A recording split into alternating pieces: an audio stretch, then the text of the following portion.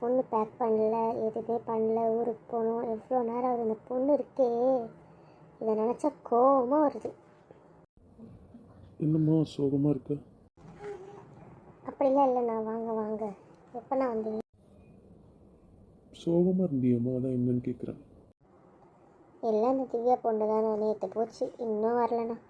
ஊருக்கு வர போகணும், எனக்கு தெரியும்ல. வரல, ரெஸ்ட் எடுக்கல, சாப்பிடல, எதுவுமே பண்ணல, இன்னும் அது ட்ரெஸ் எடுத்து வைக்கல. கிளம்புனா வேணா, அதுக்கு தானே யோசிச்சுட்டு இருந்தேன்.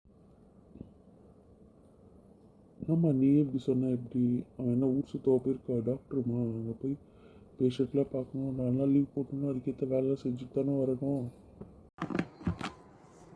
புரியுதுண்ணா, இருந்தாலும் சாப்பிடாம நேரத்தில் தான் இங்கே இருந்தால் அது ஒரு மாதிரி கவலையாக இருந்துச்சுண்ணா, வேறு ஒன்றும் இல்லை. அவள் எனக்கு ஃபோன் பண்ணிட்டா, கிளம்பிட்டா. இந்நேரம் இப்போ இன்னும் கொஞ்சம் நேரத்தில் வந்துடுவா, கவலைப்படாத. சரிங்கண்ணா, டீ குடிக்கிறீங்களா? இல்லைம்மா வேண்டாம், நான் வந்துட்டேன். வாடி வா, இதான் வர டைமா?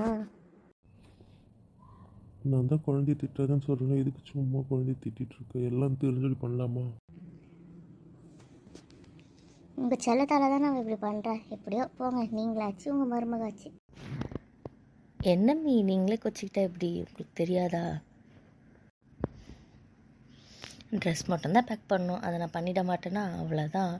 ஒரு நேரம் ஃப்ரெஷ்ஷப் ஆகிட்டு சாயந்தரமாக கிளம்ப போகிறோம். அவள் தான், நான் தான் மதியமே வந்துட்டேன்ல, இன்னும் மற்றவங்களாம் வரல.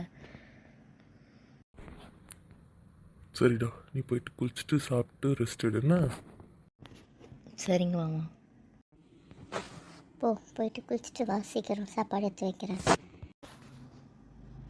Okay me, love you.